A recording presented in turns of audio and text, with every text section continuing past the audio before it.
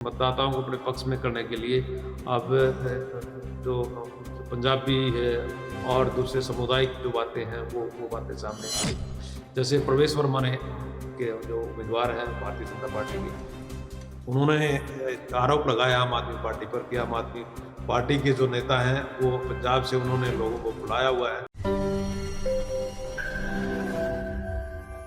नमस्कार दोस्तों, मैं हूं राजेंद्र दत्त और आप देख रहे हैं अर्थ प्रकाश टीवी। दोस्तों, दिल्ली में विधानसभा चुनाव है।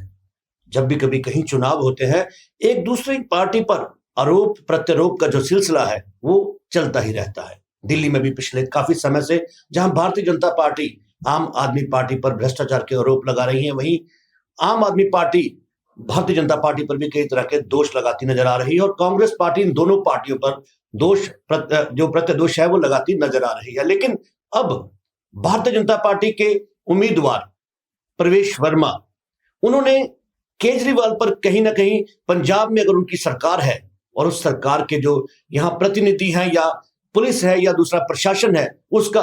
दिल्ली चुनाव में गलत तरीके से इस्तेमाल किए जाने पर उन पर आरोप लगाए हैं और प्रेस कॉन्फ्रेंस में बयान दिया है। और वो बयान आज की डेट में कहीं ना कहीं पूरे पंजाबी समुदाय को लेकर दिया गया बयान जो है वो उनके लिए कहीं ना कहीं गले की हड्डी बनता हुआ नजर आ रहा है। आइए चर्चा करते हैं सतीश मेहरा जी से कि दिल्ली में जो चुनाव है उसमें प्रवेश वर्मा का ये जो बयान है ये उनके लिए फायदेमंद साबित होगा या भारतीय जनता पार्टी के लिए कहीं ना कहीं उसको बैकफुट पर ले जा सकता है। मेहरा साहब, सबसे पहले तो आपका स्वागत है हमारे स्टूडियो में। धन्यवाद, नमस्कार। मेहरा साहब, किसी भी चुनाव में एक दूसरे प्रतिद्वंदी पर जो है आरोप लगने या दूसरे को कहीं ना कहीं किसी बात के लिए दोषी ठहराना बड़ी आम सी बात है। ये अक्सर चुनावों में होता है। लेकिन इस चुनाव में एक समुदाय को लेकर प्रवेश वर्मा का बयान कि दिल्ली में हजारों गाड़ियां जो हैं पंजाब नंबर की वो एंटर हुई हैं, कहीं ना कहीं 26 जनवरी के मद्देनजर सुरक्षा की प्रॉब्लम हो सकती है, उसमें कौन है कौन नहीं है। तो ये सब वाकई 26 जनवरी के मद्देनजर असुरक्षा है या उनको कहीं ना कहीं भारतीय जनता पार्टी को पंजाबी समुदाय से या पंजाबी गाड़ियों से या पंजाबी लोगों से उनको एक असुरक्षा नजर आ रही है? देखिए, दिल्ली विधानसभा का चुनाव है। मुख्य रूप से जो नई दिल्ली विधानसभा क्षेत्र का जो चुनाव है वो बहुत हॉट चुनाव बना हुआ है, क्योंकि वहां से पूर्व मुख्यमंत्री दिल्ली के जो है अरविंद केजरीवाल और पूर्व मुख्यमंत्रियों के दो बेटे चुनाव मैदान में, और कांग्रेस पार्टी और भारतीय जनता पार्टी और आम आदमी पार्टी, तीनों की जबरदस्त टक्कर वहां पे बनी हुई है। और दोनों मान के चलते हैं कि भारतीय जनता पार्टी और कांग्रेस पार्टी अरविंद केजरीवाल को घेरने की तैयारी में, और इस घेरने के चक्कर में सभी तरह की उन लोगों ने जो उम्मीदवार हैं या उम्मीदवारों के जो इन तीनों पार्टियों के नेता हैं, उन्होंने सभी तरह की सीमाएं, चाहे हम भाषणों की बात करें और बयानों की बात करें और दूसरी जो जो जो अवैध गतिविधियां हैं, मुझे लगता है उनकी बात करें, तो तीनों पार्टियों ने सारी की सारी सीमाएं लांघ दी हैं। तो अभी जैसे पिछले दिनों बड़ा एक इश्यू सामने आया था कि प्रवेश वर्मा जो भारतीय जनता पार्टी के उम्मीदवार हैं, उनके द्वारा पैसे बांटे जा रहे हैं और जूते, चप्पल और शॉल, साड़ियां, कंबल, साड़ियां और यहाँ तक कि सोने की चैन भी मतदाताओं को लुभाने के लिए उनके द्वारा बांटी जा रही है। इसका उनके खिलाफ एफआईआर भी दर्ज करवाई है उनके जो रिटर्निंग ऑफिसर है वहाँ के कंसर्न है। तो ये सारा मामला चुनाव आयोग तक गया है। अब जो बयानबाजी की जहां तक बात है, तो एक दूसरे पर हावी होने के लिए और अपने लोगों को अपने पक्ष में, अपने मतदाताओं को अपने पक्ष में करने के लिए अब जो पंजाबी है और दूसरे सामुदायिक जो बातें हैं वो बातें सामने आ रही हैं। जैसे प्रवेश वर्मा ने के जो उम्मीदवार हैं भारतीय जनता पार्टी के, उन्होंने आरोप लगाया आम आदमी पार्टी पर कि आम आदमी पार्टी के जो नेता हैं वो पंजाब से उन्होंने लोगों को बुलाया हुआ है और पंजाब के जो लोग हैं, पंजाब की जो भारी मात्रा में गाड़ियां हैं, वो कहीं ना कहीं दिल्ली की सुरक्षा के लिए खतरा बनी हुई है। 26 जनवरी का माहौल है। 26 जनवरी को देखते हुए उन्होंने एक बयान दिया है कि जो पंजाब की भारी मात्रा में जो गाड़ियां, उन गाड़ियों में क्या है मतलब उन गाड़ियों को और के साथ साथ पंजाबियत को उन्होंने संवेदनशील बताया वहां से दिल्ली के लिए एक सुरक्षा के मामले में। तो इस तरह से उनके खिलाफ फिर बयानबाजी होना और इस तरह की स्वाभाविक सी बात है। तो भगवंत मान जो पंजाब के मुख्यमंत्री हैं वो दिल्ली में जाएंगे, निश्चित रूप से आम आदमी पार्टी के नेता हो, और जो दूसरे नेता वो भी दिल्ली में प्रचार प्रसार करने के लिए अमूमन अपनी अपनी पार्टियों का प्रचार करने के लिए जाते हैं। तो प्रवेश वर्मा ने 50-50 करोड़ रुपए का जो एक वो नोटिस दिया है उनको, मानहानि का दावा पेश किया है कि 50-50 इस तरह की जो बयानबाजी आम आदमी पार्टी के नेता उनके बारे में कर रहे हैं कि पंजाबियत को टारगेट किया प्रवेश वर्मा ने, और पंजाबियत से इतनी खार खाते हैं, और इस तरह के जो बयान जो प्रवेश वर्मा ने दिए हैं उन बयानों के को लेकर जो प्रवेश वर्मा ने 50-50 करोड़ रुपया हर्जाना मुआवजे की जो एक नोटिस दिया है, ये बात देखने वाली है। दूसरी ओर इस बयान को लेकर जो आम आदमी पार्टी के नेता वो भी बड़े एकदम एक्टिव हो गए हैं, और वहीं कहीं न कहीं जो पंजाबियत से जुड़ी हुई जो संस्थाएं हैं, जो ऑर्गेनाइजेशन हाँ,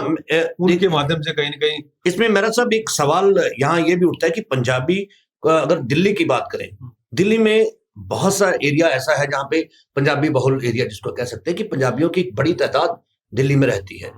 तो इस तरह से पंजाबियों को टारगेट करने की अगर बात करें, तो पंजाबी समुदाय को टारगेट करने की बात करें, जैसे केजरीवाल ने अपनी प्रेस कॉन्फ्रेंस में कहा कि उन्होंने पंजाबियों को देशद्रोही कहा, आतंकवादी कहा, और अगर इस तरह की बात प्रवेश वर्मा ने वाकई कही है तो क्या लगता है कि इससे भारतीय जनता पार्टी जो है, क्या वो उसको नुकसान नहीं हो सकता? क्या वो बैक फुट पे नहीं जा सकती? देखिए, आतंकवादी और देशद्रोही की जहां तक बात करते हैं वो इस तरह का बयान तो नहीं आया, लेकिन इससे मिलता जुलता जो इसकी ओर इंगित करते हैं, उनका जो बयान इंगित करता है वो इससे कहीं न कहीं मिलता जुलता है। नहीं, केजरीवाल ने अपनी बयान में ये कहा कि प्रवेश वर्मा ने पंजाबियों के लिए ये शब्द इस्तेमाल किया। निश्चित रूप से जो अपोजिशन की पार्टियां वो इस तरह के जो बयान है उनको भुनाने का काम करेंगी, और उन्होंने यहाँ तक कहा है कि जो एक छोटा सा लड़का है जो पंजाबियों को चुनौती दे रहा है, ताकि पंजाबियत जो पंजाब के जो लोग हैं वो उनके पक्ष में आए, और वो एकदम इस बयान को लेकर जो अरविंद केजरीवाल पंजाबियों की तारीफ कर रहा है। तो इसको देखते हुए हर पार्टी इस तरह के जो बयानों को जो गलत बयान होते हैं उनको बनाने की कोशिश करती है, और इसी कड़ी में अरविंद केजरीवाल ने भी अपना झंडा बुलंद कर दिया है कि इस जो ये जो पंजाबियों के खिलाफ जो बयानबाजी भारतीय जनता पार्टी के नेता कर रहे हैं उनके खिलाफ माफी मांगनी चाहिए। और यहाँ तक कि आम आदमी पार्टी के नेताओं ने तो अमित शाह से माफी की मांग कर ली है कि इस बारे में जो भारतीय जनता पार्टी के बड़े नेता अमित शाह हैं उनको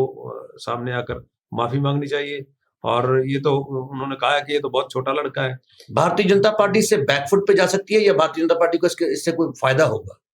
मुझे लगता है कि जिस तरह का जो मानहानि का दावा उन्होंने पेश करने की जो जो बयान दिया है, इससे कहीं न कहीं लगता है भारतीय जनता पार्टी घिरी है, और भारतीय जनता पार्टी पंजाबी समुदाय को टारगेट जो किया गया है उससे क्या भारतीय जनता पार्टी को कोई नुकसान या फायदा हो सकता है? तो इस बयान को जब आम आदमी पार्टी के नेताओं ने इस बयान को भुनाने की कोशिश की तो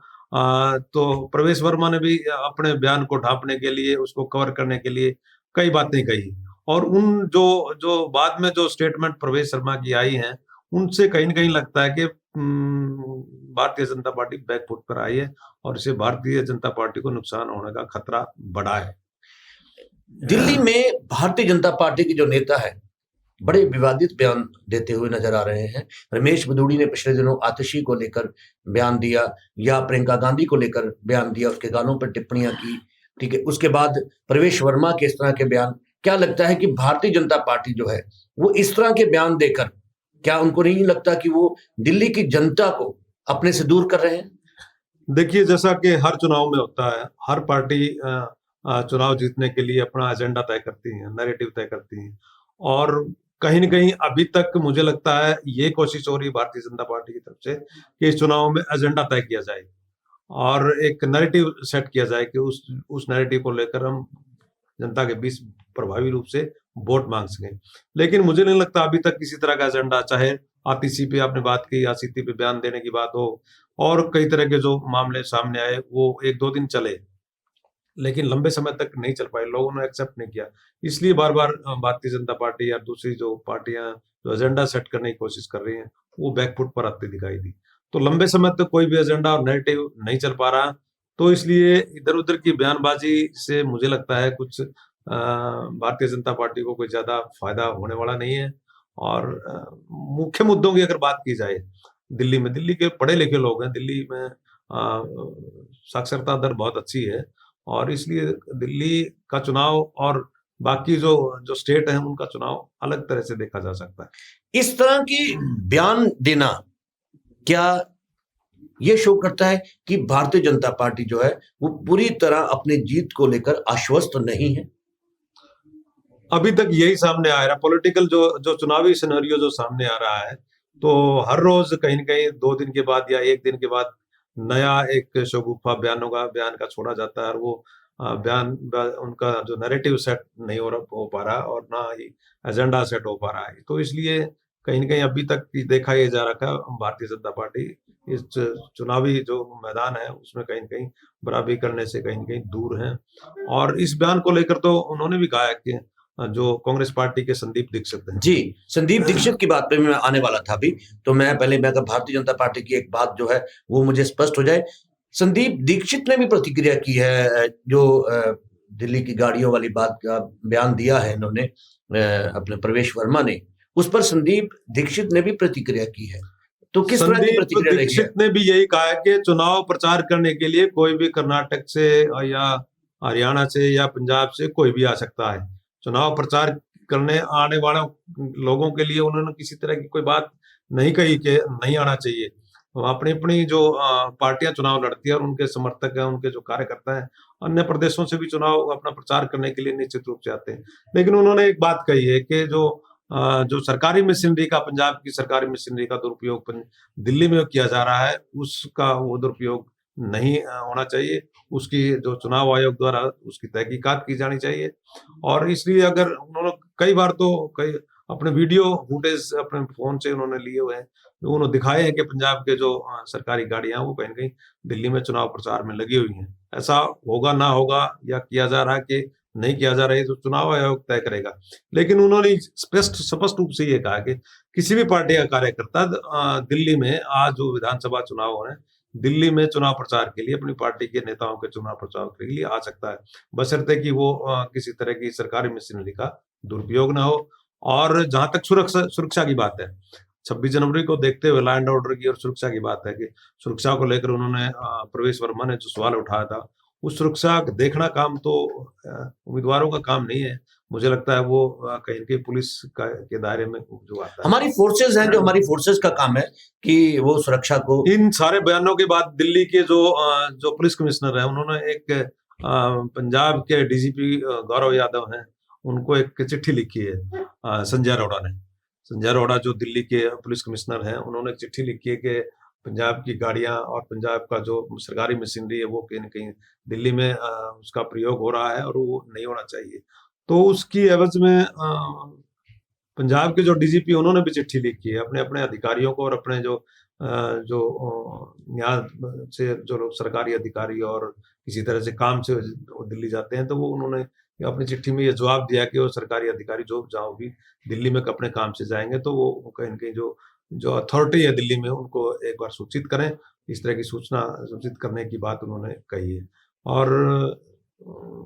सूचना के बाद तो इसका मतलब फिर कोई वो चित्ते नहीं रह जाता कि कौन किसका चुनाव में कौन सरकारी मशीनरी का प्रयोग हो रहा है कि नहीं हो रहा है। हालांकि दिल्ली से और हरियाणा से और दूसरे स्टेट से जो लोग ऑफिसर्स हैं, कर्मचारी हैं, वो दिल्ली काम के लिए जाते रहते हैं। लेकिन उन्होंने अपने गौरव यादव ने, जो डीजीपी हैं पंजाब के, उन्होंने ये कहा कि इस तरह की जो सूचना है वो पंजाब के जो अधिकृत जो वहाँ पे जिनको सूचना दी जानी होती है, उनको सूचना देकर दिल्ली में जाएंगे। केजरीवाल के रिएक्शंस क्या रहे हैं जब उन्होंने, प्रवेश वर्मा ने ये बयान दिए और उसके बाद 50-50 लाख रुपए की, 50 करोड़ की उन्होंने एक मानहानि के दावे की बात की, तो केजरीवाल जो है उनके रिएक्शंस क्या रहे हैं? केजरीवाल ने इनको इस मुद्दे को जब पंजाबियों के मान सम्मान से जोड़ दिया है, और जब इस प्रकार के मान सम्मान से मुद्दों को, इस तरह के बयानों को जोड़ा जाता है, तो निश्चित रूप से उनका भी यही कोशिश रहेगी कि पंजाबी समुदाय से जो जुड़े हुए वोट हैं और पंजाब से जो जिसका कनेक्शन है वो कहीं न कहीं उनके पक्ष में बट ऑब्वियस सी बात है, क्योंकि पंजाब में उनकी